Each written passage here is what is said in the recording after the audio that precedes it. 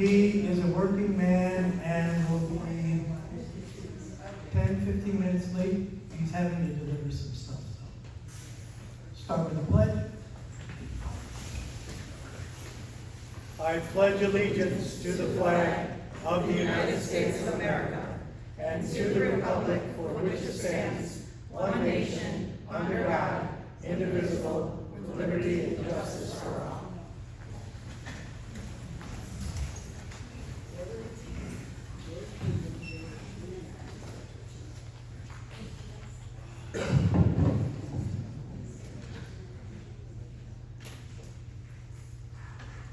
I would like to call this meeting to order.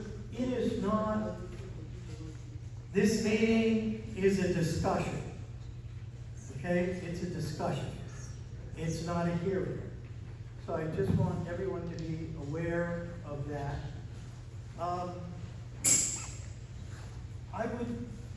This discussion, and my apologies for not scheduling this discussion sooner, but other town matters needed to be resolved sooner, and I apologize for that. Please note again, this is not a hearing, instead it is a discussion. Our discussion will not have an impact on the village of Liverpool. It has its own codes, and chickens are not allowed in the village. And that's part of the village's code. I would like to propose a discussion for 40 minutes with 20 minutes for the supporting side and 20 minutes to retain our current policy. Please note, Salina residents are the ones that can speak. Non-Salina residents may not speak. And each speaker will be limited to 2 or 3 minutes depending upon the number of people that wish to speak. And the final 10 minutes will be used for board members to discuss the next step, followed by a 5-minute break, might end up being 10, for us to be able to get up and go to the restroom before our 6:30 board meeting. Do any of the board members have any concerns with the above format? Haley? If we don't get through all the in favor and against, will there be another meeting scheduled? We'll try and add a little bit of time to it. I mean, because I'd really like to. Okay, we'll do that. All right. We have room for centrist points of view. And wait. I have nothing. Lisa? Okay. Eliza? Yes. There's an affiliate here with Rent the Chicken who currently runs chickens in the town of Salina, and they wanted to speak as an expert stance. Are they allowed to? Are they members, are they Salina residents? No, they rent chickens So, here in the town of Salina. again, this is really for Salina residents. Okay. Okay? Thank you. If not, we will begin. Which side would you like to? And let's begin with the affirmative side. Okay?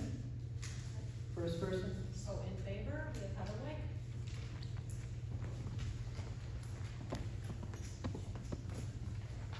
So I racked my brain for the past 2 weeks about what to write about. And I'm not GPT, whatever it's called, nor do I ever use it because I think I articulate myself better than it.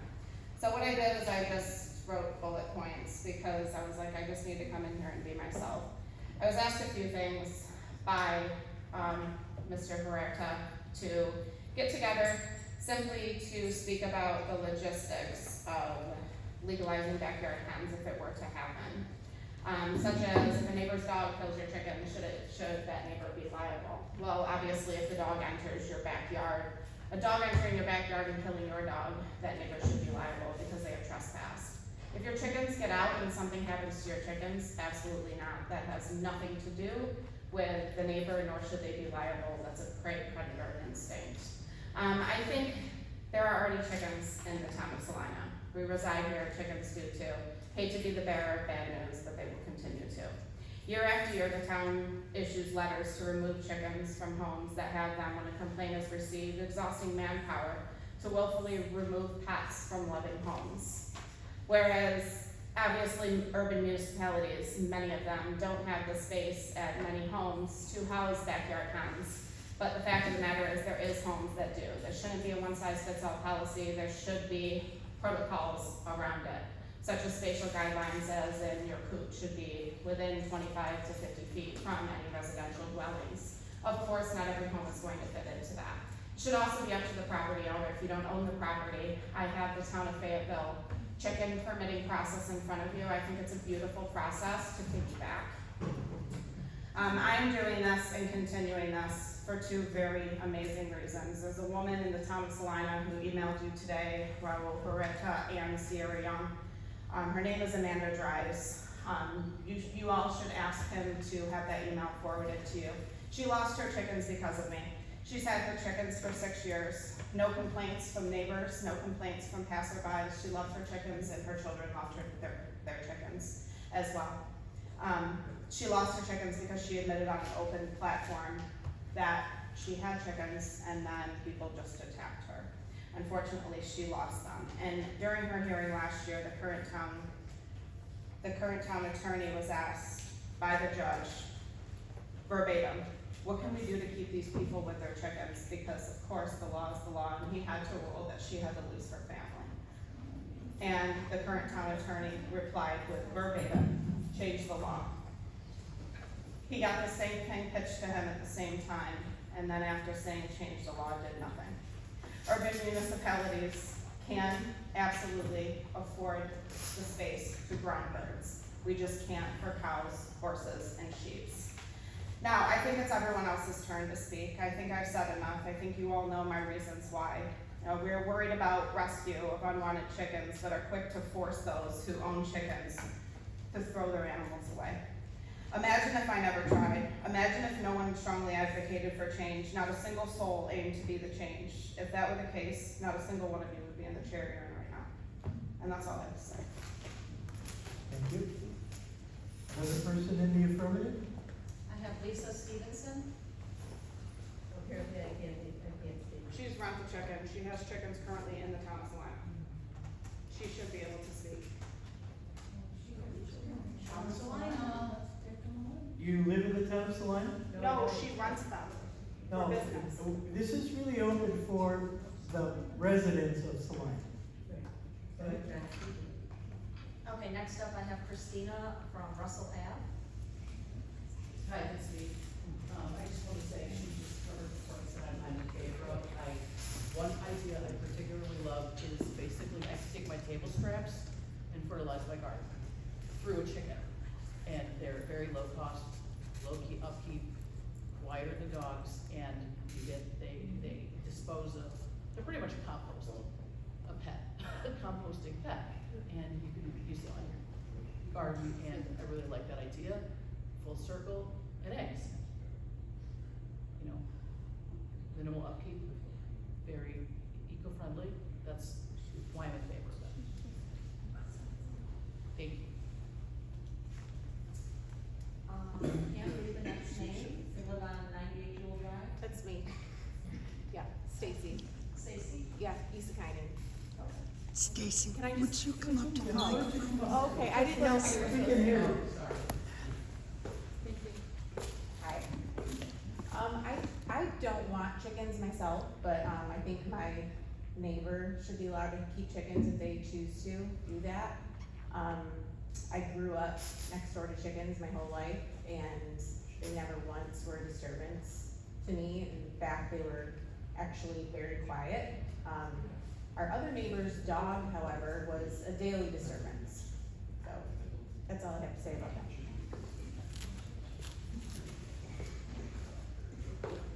I don't have anybody else signed up to speak in favor.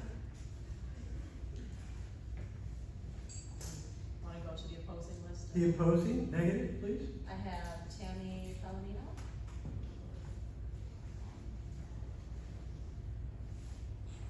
Hey, I'm here because I just have a couple questions. We were told from the beginning that there were proper channels that had to be met. We go through certain things and they never were for the past year. We've been waiting for a proper channel. Excuse me, could you speak a little louder? Oh, I don't even know if this is on. Yeah. Okay, for the last year, we've been hearing about chickens, and she was told by the previous board that there were certain channels that had to be met. They weren't. Never met with zoning, never met with codes task force, and here we are still hearing about it. We've also been told that she doesn't own her own home. I don't know if it's true or not, but a renter cannot legally change the zone. What a weird thing to say, I live in a family property. You don't Why own your home. stop? Do you wanna see the tax document? Please, please, It's no, not- no, you no, can no, look no, tax no, no, no, documents on my wait, phone. let's, Everybody has. excuse me, let's You be shut up, polite. it's my turn. Don't interrupt. These people are. You so- weren't interrupted, don't interrupt another person, please. So we're just, a lot of residents are just concerned that we have proper channels that we have to I follow. live in a family home. She lives in a family home. Why doesn't anybody have, why doesn't she? It's a concern. We could jump rooftop to rooftop in many of these neighborhoods. It's really small, it's really close. We talk about composting, where to smell that? You go ahead and compost at 90 degrees, or go ahead and put manure out there. It takes 3 to 5 months to cure chicken manure, use it in the garden. We gotta smell that. If it's not properly handled and it's not churned properly, who smells it? We do. So that's all I have. Thank you. Anyone else in opposition? I have Darlene Arnie from Northwood Drive.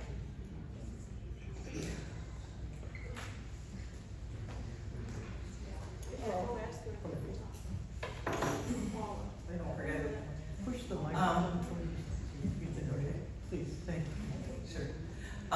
What I've seen is, I lived across the street from someone that had all kinds of chickens, roosters, hens, and other sort of things, and, they are noisy because the hens crow, and, it's just, no. And like she said, we live close to each other. So it doesn't seem like it would be a good thing, that's for sure. And they attract predators, we've had skunks already. I know it's skunk season, but we've had skunks going right to their house, over across the street to my house, through my backyard, which I have a dog too. So that's not good. And last year, or I'm sorry, the year before last, 2 of them did fly over my neighbor's yard. One, she got out, the other one did not. So she has a dog, so the dog killed it. Well, that's a problem. So, I mean, I see nothing good. I think they belong on a farm. That's my opinion. Is that Janet? I'm sorry? Are you Janet? No. Next up, I have Mike Baker.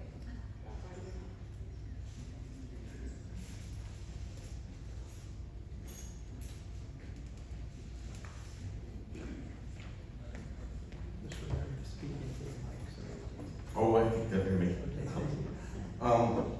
I'm all for chickens, I'm all for animals, I like animals. However, I enjoy the fresh eggs from the chickens. There's nothing better than fresh eggs right from your own backyard. I've had them from friends' backyards.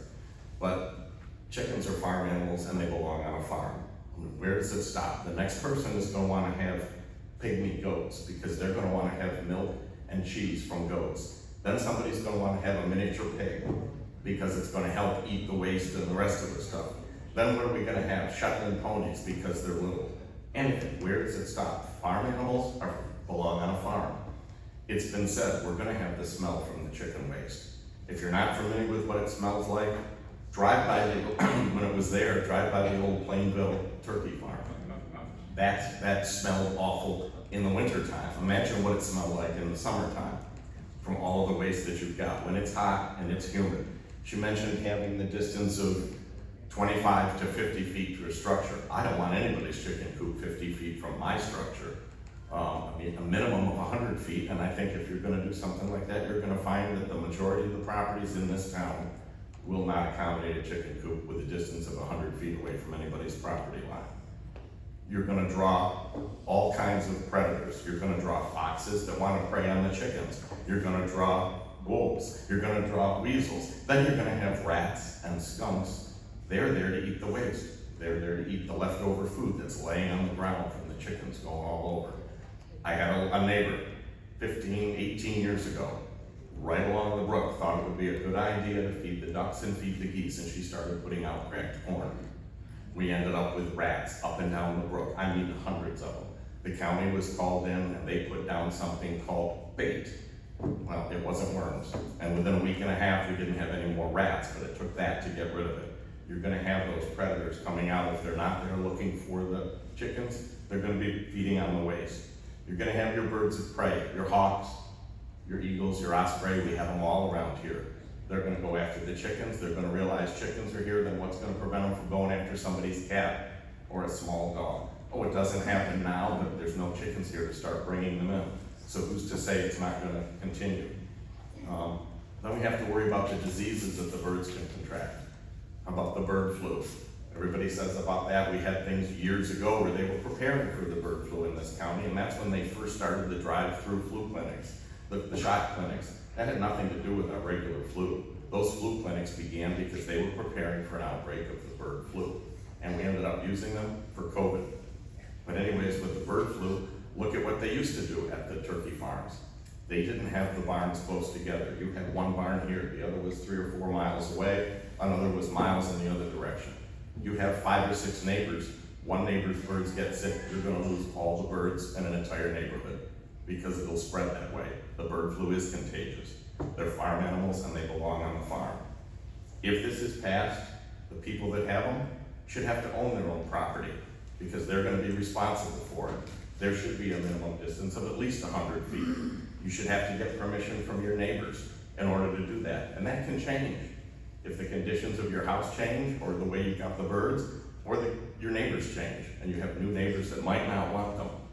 And the last thing I've got is, how are we gonna police this? Who are you gonna assign to do this? Are we gonna have a chief chicken hawk that's gonna go around? Is this gonna be part of animal control? We don't have animal control in Salina anymore, we have dog control. I mean, we passed a cat resolution years ago, and I don't see anybody policing the cats. So we're gonna have the same thing with chickens, a law with no teeth. Something's gotta be done. Like I said, I'm all for the animals, I have nothing against them, but they belong on a farm, not in somebody's backyard, not in a residential neighborhood. Thanks for your time.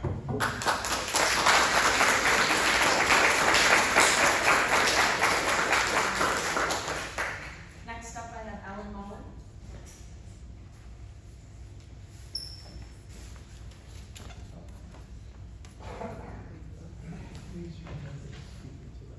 Yes. Can you hear me? Negative aspects of having chickens in your backyards in Salina. The majority of houses in Salina are close together, so you could hear the hens in the early morning hours, which would be annoying. Who will watch the chickens when you go on vacation? They need water, food, and to collect their eggs and also to clean the coop. They want out of their coops immediately upon waking early. Egg production slows significantly after 2 to 3 years. Then what will you do with the chickens? They attract predators like foxes, raccoons, skunks, snakes, and rats will come. Their waste can produce odor if not managed. What happens if chickens escape from the backyard? And finally, what's next? Dogs and pigs? Thank you.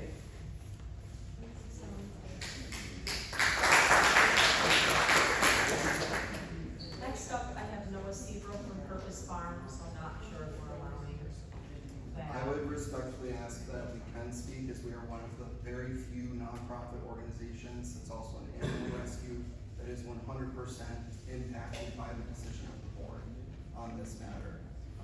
Can you come to the microphone, please? Yeah, come to the mic. You only have a few minutes, so if you're gonna speak, come up. The person who wants the chicken, do the access chicken. Good evening. My name is Noah Seabrook. I'm one of the founding members and board member for Purpose Farm. We are one of the very, very few animal rescues in Onondaga County, and we would be directly impacted by the decision of the board here. As part of one of the board members and founding family members. I bring 17 years worth of direct, hands-on experience working with different animals, specifically with chickens and chicken rescues. We were also one of the nonprofit organizations that was approached by those in favor of this decision as a backup plan. So I do appreciate you giving me a platform to speak here. One of the things that we consider backyard chickens is a crisis in Onondaga County. It's also a crisis in the state of New York and on the East Coast. Backyard chickens is something that we have seen as the latest fad in central New York. And piggybacking off of what someone had spoke about earlier, we have seen a mini pig craze, where we have rescued multiple mini pigs because miniature pigs don't just always stay like this. They do become very large. We have also seen the rabbit craze, the goat craze, and now we have the chicken craze. As other people who are in opposition of this have already spoken about, the reality is that your ecosystem will change. That is a fact. You may not see it immediately, but it will happen. The foxes will come, chicken and Cooper's hogs will come, and the flies will come. Boy, will the flies come. And that will come as well from the fecal matter. There's just no getting around that. Again, you may not see these happen immediately, and this is not meant to fearmonger or throw out the worst case scenario, it's just a fact. These animals and these predators will come and change your ecosystem. Outside of all of that, I stand here on behalf of the other animal rescues and sanctuaries. For almost 20 years, we have had to network with other nonprofits, not only within the state of New York, but outside of the state of New York, to rehome and rehabilitate animals directly from Onondaga County. That could include, very well, these chickens from the town of Salina. Outside of that, all of the nonprofits and the animal rescues within your localized community and larger community on the East Coast, we are underfunded. We are over capacity already. We are primarily run by unpaid volunteers, and we feel the burden of this. Whether you decide to move in favor or against, the burden will remain on these small nonprofits to continue to shoulder the weight of what to do with unwanted or neglected or left behind animals. We have also seen conflicting testimony and opinions in terms of what will happen to these chickens by those who are moving in favor of this. While the primary goal is obviously that they not become meat birds, that has been explored by those that are in favor of this movement as an alternative if an animal rescue cannot take the birds. This is something that can be seen on Facebook and other social media platforms. If this ordinance is not approved without a legally binding, publicly funded, and regulated plan for what happens to unwanted birds, including funding for enforcement, rescue partnerships, animal control, then the town is setting itself up for problems, and long-term problems. You will see more loose animals, more complaints, more overwhelmed rescues, and overall more suffering across the board, including to the animals. We do not refute the positive impacts that any life can have, such as the chicken on a human. For almost 20 years, we have seen our rescued farm, domestic, and exotic animal mentors drastically change our mentees for the better. We have seen truancy decrease, anger subside, and empathy grow. While we originally thought that these changes would come from the hooves of our horses, it actually began with the clucking of our chickens and other small animal mentors. What I would like to end with is that the town of Salina has options. It's not just for or against. You do have the option to explore an alternative, and something that we brainstormed at Purpose Farm would be a community center, a chicken co-op or coop, unintended. This could be called, for example, the Salina Community Center Chicken Co-op, the Salina's 4 Cs. It would exist on Salina land, providing X number of hens and roosters to exist peacefully on X number of acres of land. Salina's 4 Cs would be open to the great residents of Salina, where they could purchase Salina harvested eggs for lower prices than at the grocery stores. Residents could interact with the chickens by volunteering their time to help clean the coops and provide food and water. Salina school groups could take field trips to the 4 Cs to have hands-on learning experiences about farming and egg laying. This center could prevent the unhousing of innocent chickens who are routinely released into our local streets, including this year.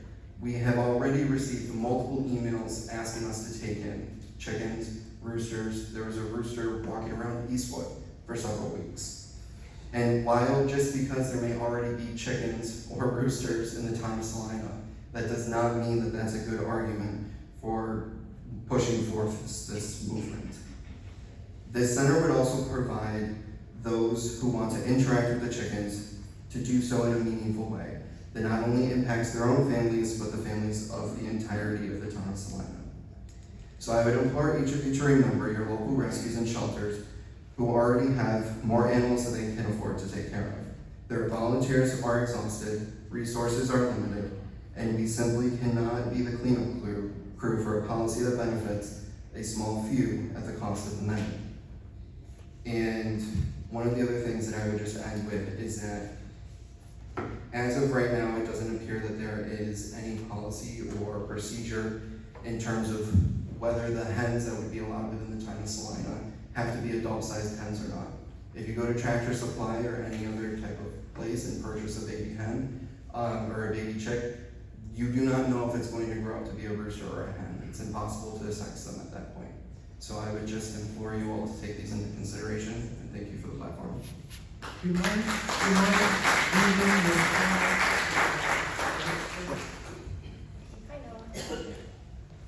Thanks. Next up, I have Kim Hoover. Wait, we're at, Okay, well, I've got a couple more on the. okay, let's go. And I had let's two go. more come back before. Okay. Do you want me to keep going? Okay. Oh, my. Kim Hoover, Garden City Trust.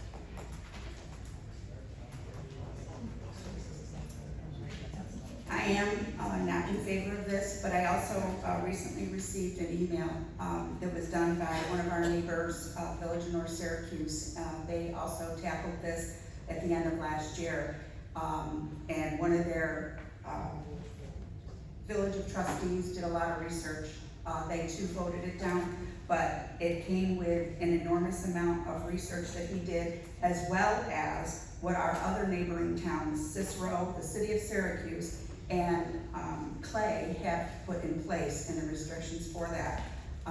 What everybody else has said is about what I was going to say, so I'm gonna leave this email with you because it's very detailed, very long, and I'm not gonna take up too much time. But it really does make a difference. We all live in the town of Salina, but we all have very small lots. And whether anybody believes that or not, the majority of them are all under 100 feet. So this is just information I'm gonna leave with you, Raul, and hopefully. Give it to Paula and then, thank you. Thank you. I have Lawrence Brown.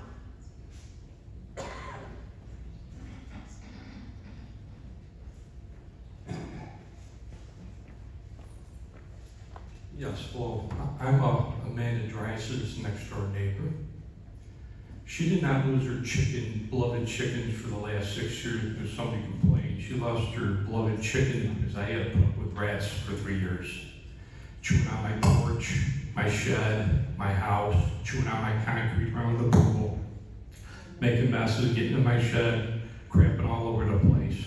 So I finally told her last year, or I didn't tell her, I told her husband, to get rid of the chickens, the quail, and the pigeons, or I'm gonna call the town because I had enough of it. I killed 60 rats the last year. 60. Plus the ones that he killed. Thank you. Thank you. And last on this list, I have Anita Parks, and I have a couple more to favor. Okay. On which list? Again, What's your name? Did you already speak? No. Okay, Joanne Lavelle, I know I have you checked off, you're the third person, so somebody spoke for you? Joanne Lavelle, go on out. Nobody called me. Maybe I can pronounce it wrong. Hi. Thank you for Speaking. hearing me. I'm way too late here because I can't really add anything that anybody else hasn't already said about being opposed. I have experience with a neighbor down the street who had chickens, and ultimately they ended up fox dinner and roadkill. I agree with everything here, except with the community chicken coop idea. I would have to learn a little bit more about that before I decide whether or not I'm for or against. I do question, I know that there was a survey, or a petition rather, that you were sent with many signatures, and that was on a national platform. So I would hope that there's been some investigating as to whether or not everybody who signed that petition actually is in the town of Salina. I have two neighbors on either side of me. All of our lots are 55 feet apart. I have Mother Nature on the right, Farmer Joe on the left. I do know I am going to have chickens on both sides of me. I can't add to what anybody else has said as far as the rodents, the smell, the nuisance. I'm just opposed. Thank you. Thank you, sorry about that. Supervisor Huerta, did you want Martha Faber's letter read as part of the against for a Salina resident?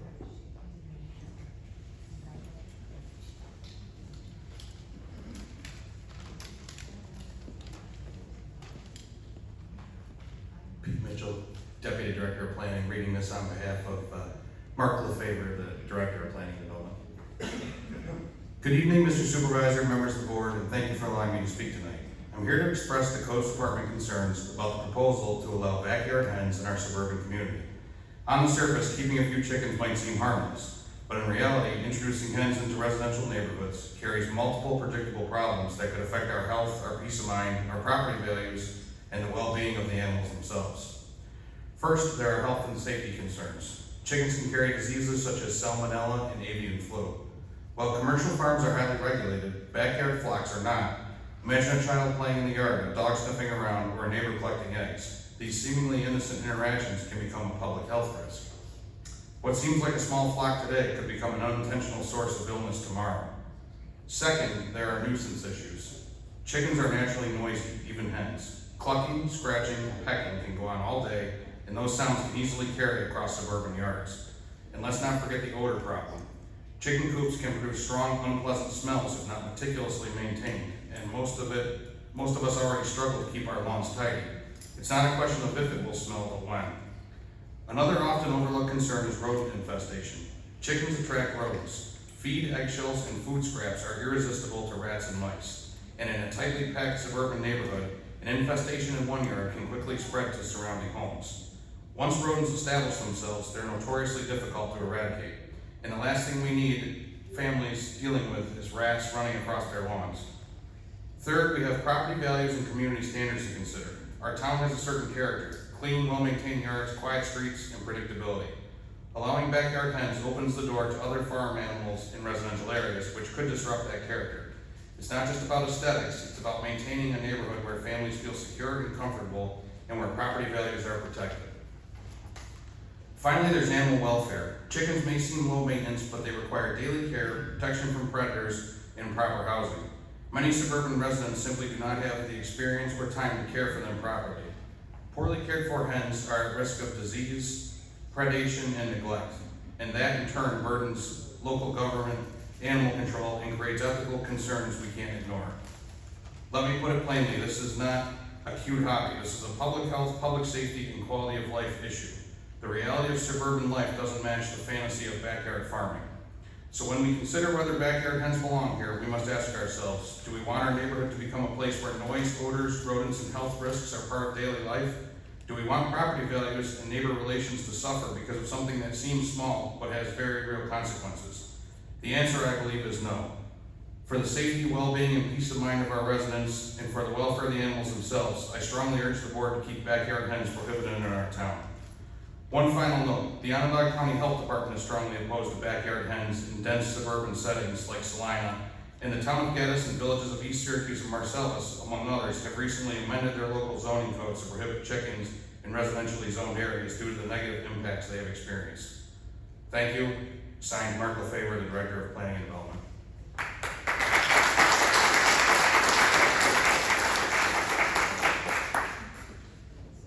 I have a couple more to add to the pro list. I have Aaron Seabrook, Maple Lane. Nice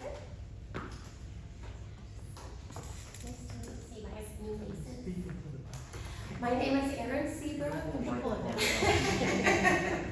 Wasn't tall enough for this. Okay, so I'm gonna talk about something a little bit quickly, so I know you guys came in late, I apologize, work. I'm gonna talk about a little bit of a different side of what, we're talking about here. I would like to first say that my neighbors did have chickens. I do live in, North Syracuse. They lived there for a few years. I've been at my residence for 14 years. They did have chickens. The only reason they're not there anymore is because my neighbors moved. I never heard the chickens at all. They had a total of 7, and they did have 1 brew, and I never even heard that crow. And we are, they're a little bit closer together, but I do believe we have big backyards. There's enough room for just a little, little setup. We're not asking for 300 hens. We're not asking for, 25, like 6 to 8 even. But with that being said, I want to talk about the mental and the emotional benefits of having the birds. First, coming from somebody who is, this is very near and dear to my heart, I'm very passionate about this. Somebody who has made it out of depression, somebody who could not get out of bed every day, did not want to be here anymore after, bad divorce and all of that. One of my friends does have chickens, and I would go over there and I would find myself just sitting outside watching them for hours at a time. One time it would, be out there for like 10 minutes and I'd be, oh my gosh, it's 4 hours gone by. I know for myself, it has significantly reduced my anxiety, my stress. It has provided a calming, almost meditative effect for me. Hearing people have mentioned, hearing them peck and scratch, all of that is not audible. You really can't hear much of any of that. My anxiety has dropped to the point so much I need no medication anymore, which is very important to me. I have two children. I have 2 boys who also I would bring with me to these little therapy sessions. They thoroughly enjoyed, collecting the eggs and watching the chickens, because all in all, they really are funny brilliant little creatures. We did get attached to one of them. They call it like imprinting, and they will follow you around, 1 or 2 or what have you. And I understand like caring for them can be difficult, but it also, for some people, you have to know what you're getting into. Yes, when you go into Tractor Supply, they do sell them as hens. I do know somebody that had purchased them, and they were all female birds. It is not 100%, for sure that you're getting a male or a female, a rooster or a hen. For the most part, it is. And I know that the state law is 6, so we would have to, they do have to buy 6. And so, and with that being said, also it got us outside. It got me out of bed. It got me looking forward to, to doing something, to going and helping clean the coop, changing the water, feeding them, feeding them, just little treats, and they will sit with you and they will purr. They will snuggle right into you. They can be like pets. Again, I know somebody like me, I'm not asking for 100. I don't have dogs, I do have 2 indoor cats, but I for myself, I would love something, even 4, like out just into my backyard. It has taught my kids, the empathy, responsibility, to take care of something and then also be rewarded. And along with that comes a sustainable future for what we have with the eggs and what have you. Pest control, my friend did have a great reduction in pest control, like ticks and what have you. There's always gonna be hawks, there's always gonna be foxes. But that's pretty much all I wanted to touch on was the mental and the emotional benefits that I know it has done for me. Thank you so much for your attention.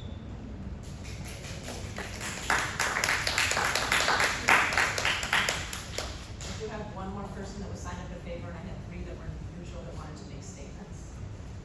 So if they can be quick, I have Kimberly Waddington.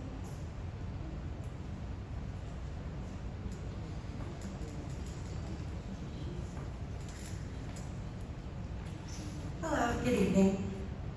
I own my property, my husband and I, on Sand Road.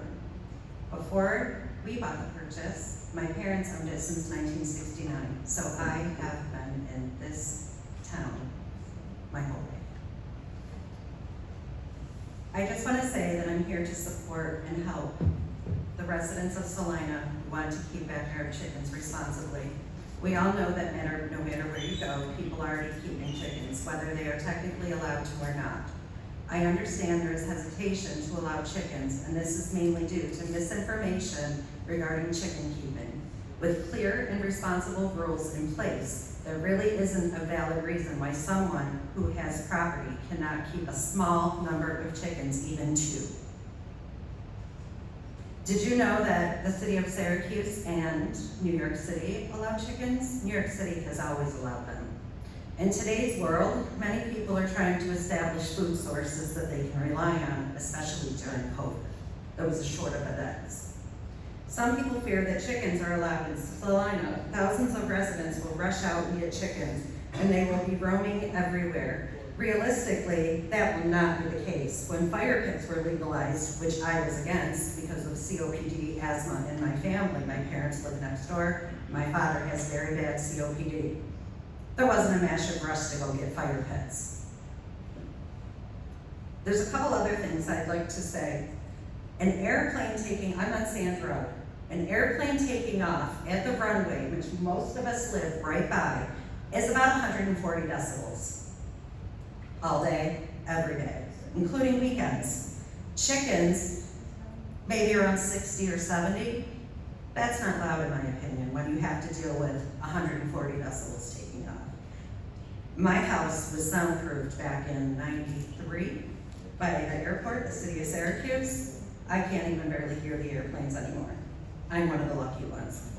My property, I have a full acre, just under a full acre. I can house chickens. But that's not fair for me to say I can have chickens, they cannot, even if they wanted them. And I'm not even sure if I want them. But you need to see all sides of this. We've got Hancock Airport, we've got chickens. And also, if there's any questions, anyone would like to talk to me, I'm very good friends with the woman who owns Rent the Chicken. She rents them by 2. She'll come and take them every winter. She will house them for you in the winter. And give you the coop. And food. Any questions? Thank you for your time. Thank you.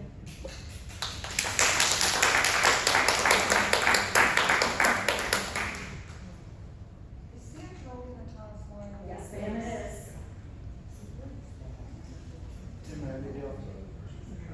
It's North Syracuse zip code, but it's right behind Northern Lights, so yes, it is in the town of Salina. Okay, in closing, may I suggest that we send the information gathered in this meeting, along with all the emails that we've received on this issue. Excuse me, Mr. Supervisor, may I speak real quickly, briefly? Do you live in the town of Salina, sir? Well, I have 30 seconds too. So this is just talking more from a professional perspective, not one side or the other, just to give some clarity on it. So one thing I do have a question for, so this technically is not a public hearing, correct? It's just a discussion, so there's no law, it's up for consideration, we're just taking information in. Got it. So I was just curious why it was a special meeting and not just added to the agenda, so that's just a question. So, legal or illegal, there are chickens all over Salina. As mentioned, this was the same thing when recreational fire pits were illegal in the town. When I was on the Code Task Force Committee, I drafted a law that took into consideration all the things discussed this evening, which was the same approach that I took when legalizing recreational fire pits when I sat on this board. So, the general concept of the law. Step 1 was the chicken coop. It's considered an accessory structure. So in our town, you would need to be within the code and approved by the zoning board, the same as a shed or anything else that would need to be in your property. Step 2 is the permits. Permits for chickens, just like dogs. You would not be given this until your structure and your area was approved by the zoning board. You wouldn't even be able to apply for them. Step 3 is general property maintenance law. You must take care of your property and not hinder the quality of life of your neighbors. That's first and foremost through that law. The smell is something people are concerned with, but that's no different than somebody else piling up trash in their backyard. Code deals with smell issues and things like this all the time. Taking off that hat of a former town councilor and switching over to my profession as a nuisance wildlife control officer. Yes, certain animals do love chickens and eggs, but the majority of these animals are already living in our area without you even knowing. Much of the wildlife discussed has a minimum travel radius of at least 5 miles, some up to 10. So some of the skunks that you're seeing in one part of the town, you're seeing in the others. The number one thing that actually drives these animals into an area, first and foremost, is shelter for their safety. Then it's food and water. Speaking with other NUCOs in the area, nuisance wildlife control officers, we hardly get calls in relation to chicken coops. We hear more about them getting into compost bins and living in brush piles that need to be taken care of. So again, general property maintenance law covers most of these issues discussed. And in my experience being on the town board, the Code Task Force Committee, and my experience with codes and my profession, this isn't anything out of the normal zoning and general property maintenance that typically is dealt with. The only part that I do not have a solution for, and it's the same thing with many of the wildlife that we have to deal with, is if someone isn't able to take care of these, who do we rehome them to? And unfortunately, it's always one bad egg that can ruin things for everyone else. Thank you.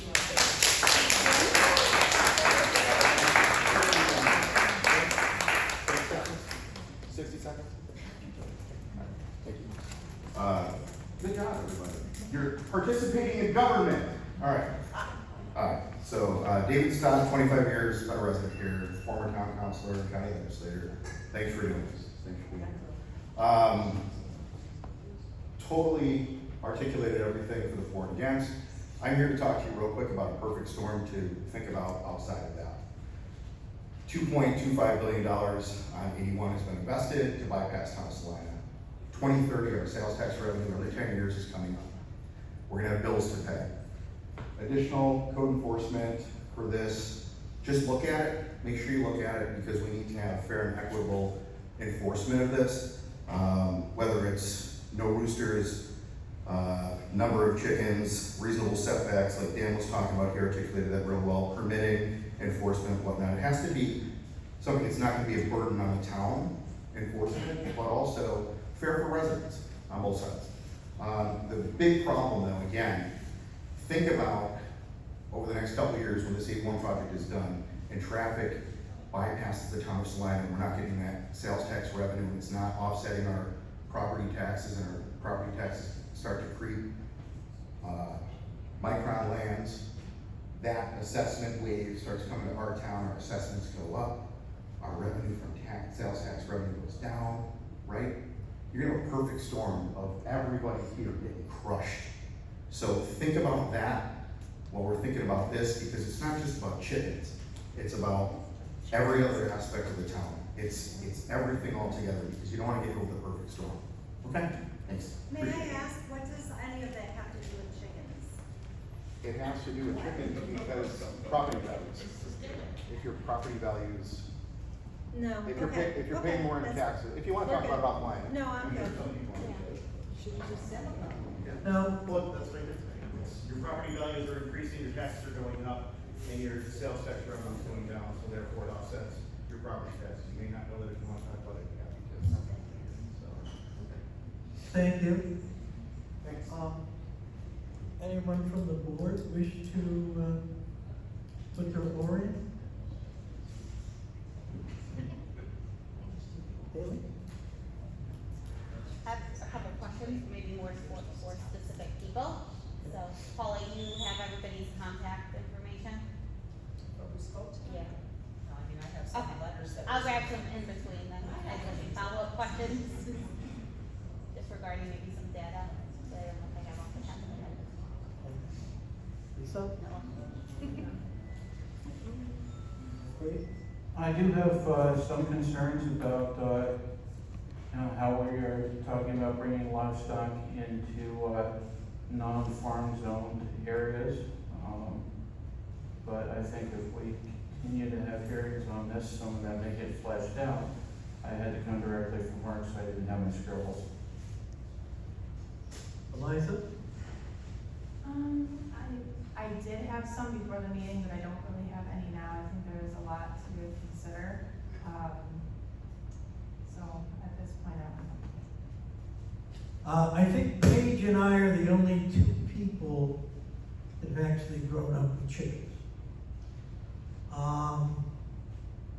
I had chickens as a kid. We ate them. We got eggs from them, and roosters disappeared right away. Cocoa Van, tasty. Yes. I also had a horse farm in Madison County. I worked with a guy by the name of Fred Ferner, with Fred, and I had golden sea brights and English Wheatons. Two wonderful chickens. One of the funniest things was, I can still remember my wife having a dream, because we used to show her horses as well, which was, she heard a voice that said, "Show your chickens." So I've had chickens, they've been in my life for a very long time. I must add that as banties, they were frequently killed by the rats because we lived along a stream. The rats constantly killed those chickens.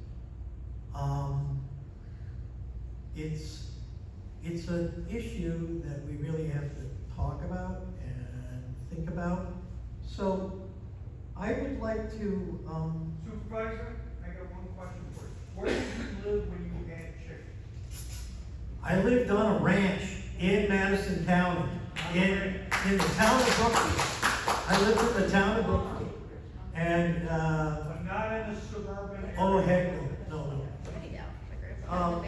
And before that, on a ranch, out in the west.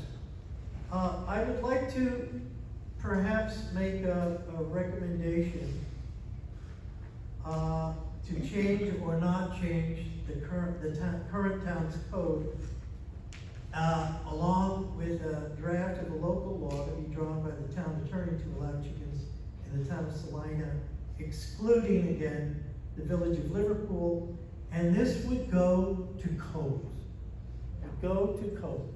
So either we're going to change our code, or perhaps not change the code. And then we'll bring that before the board, and it will address this issue at the first board meeting in May. So back to codes for people to be able to discuss this, think it out, and then at that point also have the town attorney do a draft of a local law, and then we would vote on it. Does that sound like a good solution to it? Haley? So I just want to be clear, the next step is we'll go to codes, we'll draft a local law, and then we'll have a public hearing for people to have input on that local law. Yeah. So the public hearing would be scheduled for the first meeting of May? Yeah. Thank you. And then, Lisa?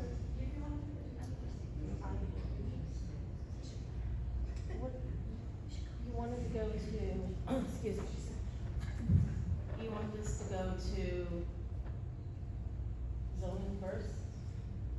Codes. Codes. To codes. And what's And then gonna see, do happen? we want to change the law or not? Make recommendations for us to be able to review that. And then also have, we're not changing. What's that process gonna look like in codes? Well, you're the head of the code staff, I believe, and it would go there, and then you would then review it, and then figure out whether Okay, or so not. when you say codes, it's a codes task Yeah, force, not yeah. codes, okay. Do we have any mixed-use agricultural zones in the town of Salina? I don't think we have any in Mattydale. I haven't studied enough with the rest of the town of Salina. No, we don't. We don't? No. So the town, what worked for the town of Manlius wouldn't work here because they only allow them and small goats on the mixed-use agricultural. Right. And I believe the plan is that codes will now have all of your discussions and everything that you've provided to them, where they can go back, they can revisit the law and make a determination. We'll help to draft it, and then there'll be a public hearing on that matter. Does that make sense?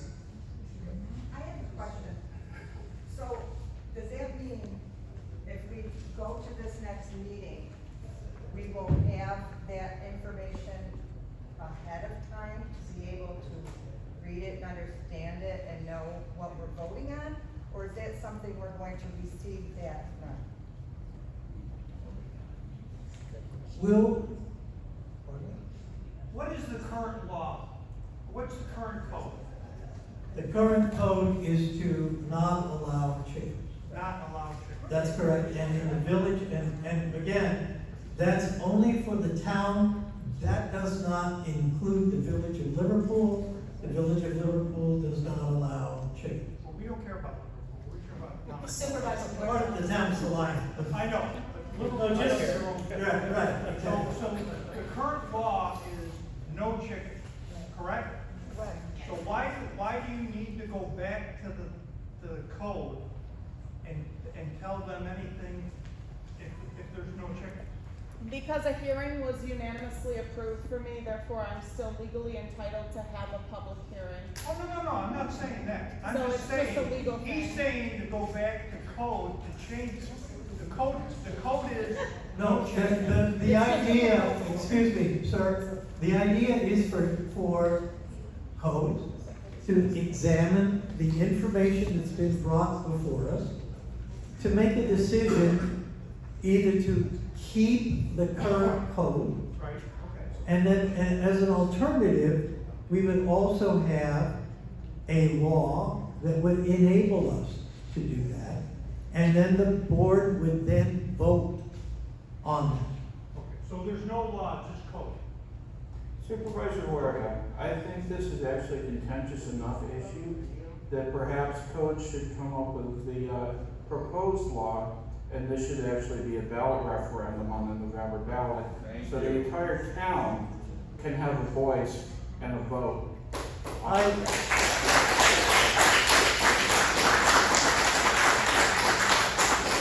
realize that this is not an immediate solution that will make certain people happy one way or the other. But I think that as contentious as this issue is, I think the town needs to have the opportunity, every single man and woman in this town, to vote on it in November. And if people are really passionate about it, that will help to bring people to the polls, which will help democracy as a whole. May I note, I'm gonna ask the town attorney to explain why we can't have a referendum. But the code's already presented their opinion, Mark's a favor of the director, so they've already done their research, codes themselves, so. What, do you wanna try to change the mind on someone? There was information that was provided tonight that codes did not have. We received documentation from other towns on how they've written their codes. There might be options or perceptions inside their codes that may benefit us in helping us to rewrite it. We may not rewrite it, but that's a determination that codes is gonna make, and we're gonna assist with writing that with them. This is not the codes employees, this is the codes task force. Yes. That Lisa is head of. Forgive me, yes. So this is, we're not bringing it to our planning events forum and being like, what do you think? This is the task force designated at meetings that Lisa can't give you the details on. It's a separate entity.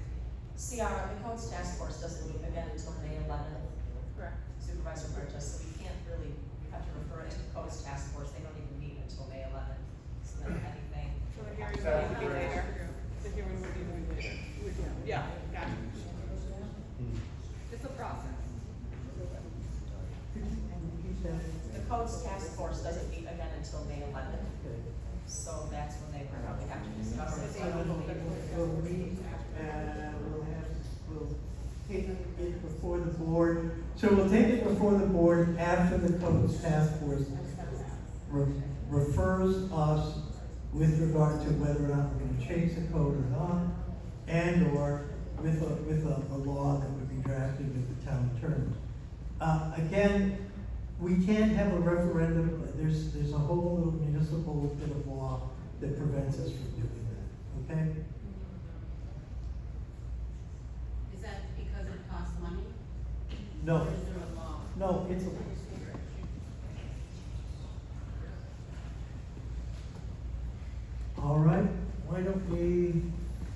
adjourn for 10 minutes and then we'll